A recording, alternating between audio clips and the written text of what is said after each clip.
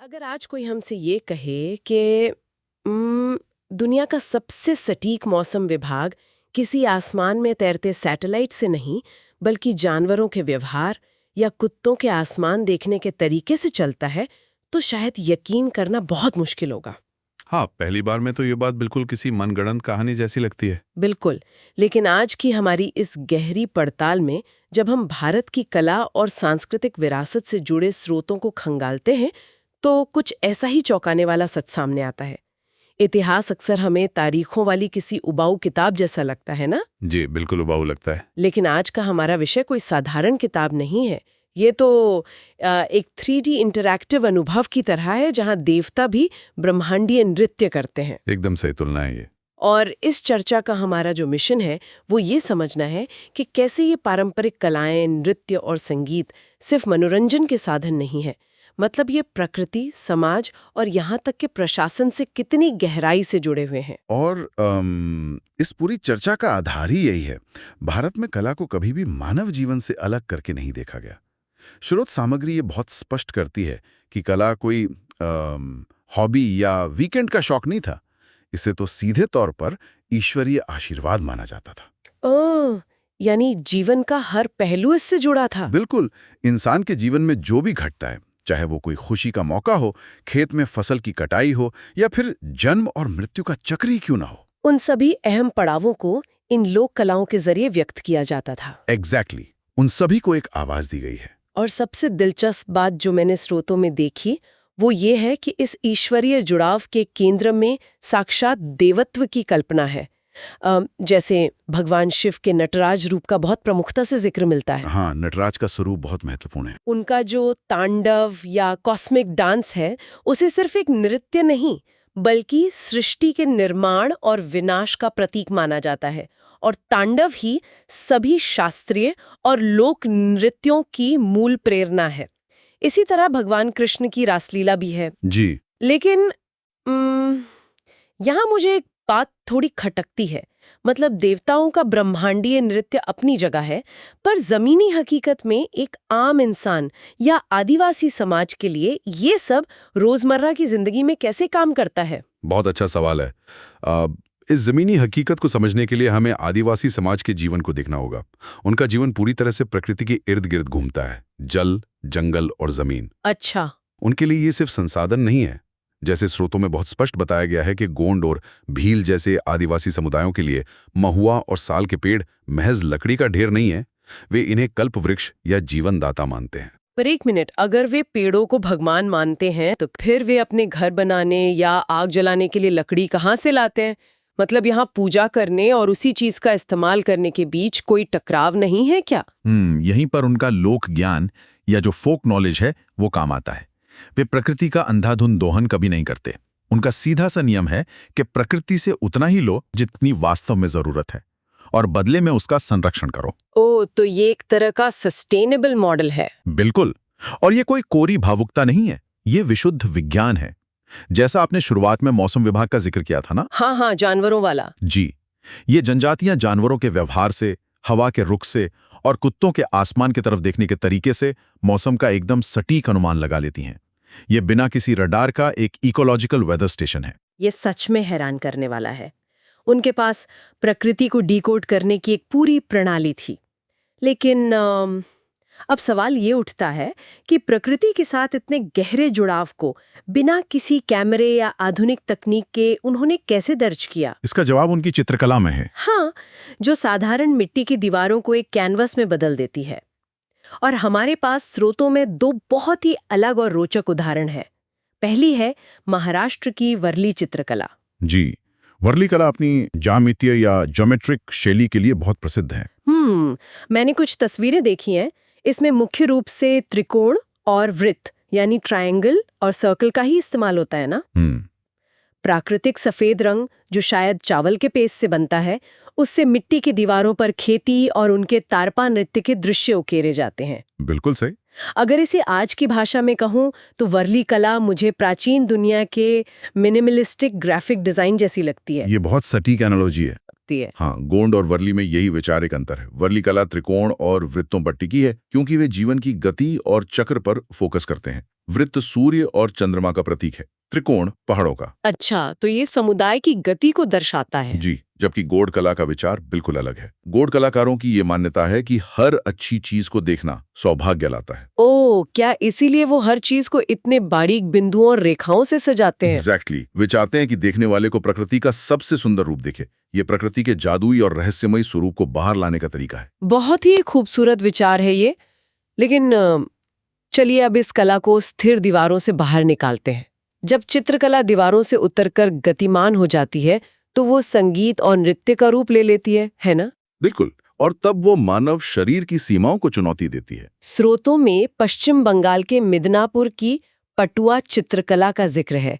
ये चलती फिरती कहानियों का एक शानदार उदाहरण है। हाँ, पटुआ परंपरा में जो चित्रकार होते हैं, जिन्हें पटेर कहा जाता है, वे कागज के लंबे रोल या स्क्रॉल पर रामायण या महाभारत के चित्र बनाते हैं। और मैंने पढ़ा कि वे गांव-गांव जाकर उस रोल को धीरे धीरे खोलते हैं और गा कर कहानी सुनाते हैं। ये तो प्राचीन काल का ऑडियो विजुअल प्रेजेंटेशन हो गया। एकदम सही। वे उस दौर के शिक्षक भी थे। वे मनोरंजन के साथ साथ शिक्षा देने का काम करते थे। ये तो हुई कहानियों की बात। लेकिन जब हम शरीर के संतुलन और एकाग्रता की बात करते हैं तो राजस्थान और गुजरात का भवई नृत्य हर लॉजिक को तोड़ देता है। भवई सच में रोंगटे खड़े कर देने वाला नृत्य है। मुजनिया नर्तकियां अपने सिर पर 7 से 9 मिट्टी या पीतल के मटके रखकर नाचती हैं। और वो भी कांच के टुकड़ों या नंगी तलवार की धार पर। ये तो क्लासिकल आर्ट और एक्सट्रीम स्पोर्ट्स का मिक्सचर लग रहा है। हमारे आधुनिक एथलीट्स भी शायद ऐसा न कर पाए। इसके पीछे बहुत गहरा विज्ञान है।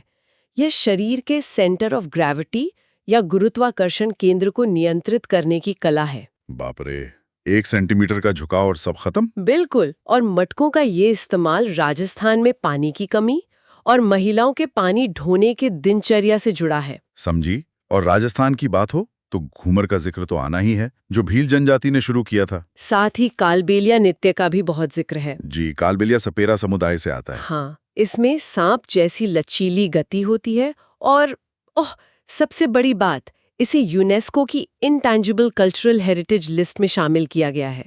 साथ ही कच्ची घोड़ी और चरी नृत्य भी हैं। कालबेलिया का इस लिस्ट में होना ये साबित करता है कि ये कलाएं सिर्फ भारत की नहीं, बल्कि मानव क्षमता और सांस्कृतिक पहचान की वैश्विक धरोहर है। सही बात है। अब अगर हम भूगोल की बात करें तो ये संतुलन हर जगह अलग रूप ले लेता है। जैसे कश्मीर में रमजान और ईद पर महिलाओं का रूफ नृत्य होता है और पुरुषों का दुमहल नृत्य। हाँ, दुमहल, जो वट्टल जनजाति के पुरुष करते हैं। इसकी सबसे बड़ी पहचान उनकी वो लंबी शंक्वाकार यानी कोनिकल टोपियां हैं।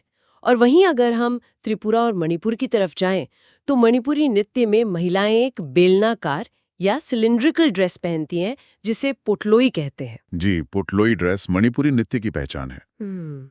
मैं ये सोच रही थी कि क्या ये कश्मीर की कोनिकल टोपियां और मणिपुर की पोटलोई ड्रेस सिर्फ दिखने में अच्छी लगने के लिए है या इसके पीछे कोई तकनीकी कारण भी है? इसके पीछे पूरी तकनीक है। कश्मीर की कोनिकल टोपी बर्फबारी के दौरान बर्फ को सिर पर टिकने नहीं देती, और मणिपुरी नृत्य की पोटलोई ड्रेस का भारी बेलनाकार आकार नर्तकी के पैरों की गति को सीमित कर देता है। पैरों की गति को सीमित करना? लेकिन नृत्य में तो पैर ही सबसे ज्यादा चलते हैं। यही तो बात है। मणिपुरी नृत्य रासलीला पर आधारित है। इसका स्वभाव आध्यात्मिक है। ड्रेस भारी होने की वजह से सारा फोकस शरीर के ऊपरी हिस्से और चेहरे के भावों पर आ जाता है। ओह, मतलब कपड़ों से कला को दिशा दी जा रही है। बहुत खूब। और असम में भी प्रकृति का गहरा प्रभाव दिखता है, जहां बांस और कांसे के बर्तन मशहूर हैं। और उनका सबसे बड़ा त्योहार बिहू है। हाँ, और रोंगाली बिहू के पहले दिन गोरू बिहू मनाया जाता है, जहां मवेशियों की पूजा होती है। क्योंकि असम एक कृषि प्रधान समाज है, गोरू बिहू दरअसल ग्रामीण अर्थव्यवस्था में मवेशियों के भारी महत्व की स्वीकृति है। यह बहुत तार्किक है।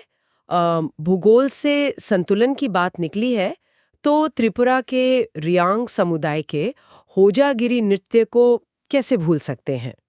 होजागिरी तो सच में कमाल है। महिलाएं मिट्टी के घड़े पर खड़ी होकर सिर्फ शरीर के निचले हिस्से को हिलाते हुए जो गजब का बैलेंस बनाती हैं, वो अकल्पनीय है। ये एनाटॉमी और भौतिकी की बहुत गहरी समझ को दर्शाता है। बिल्कुल। अब तक हमने देखा कि कला कैसे प्रकृति का जश्न मनाती है, लेकिन इस चर्चा का एक और बहुत महत्वपूर्ण पहलू है।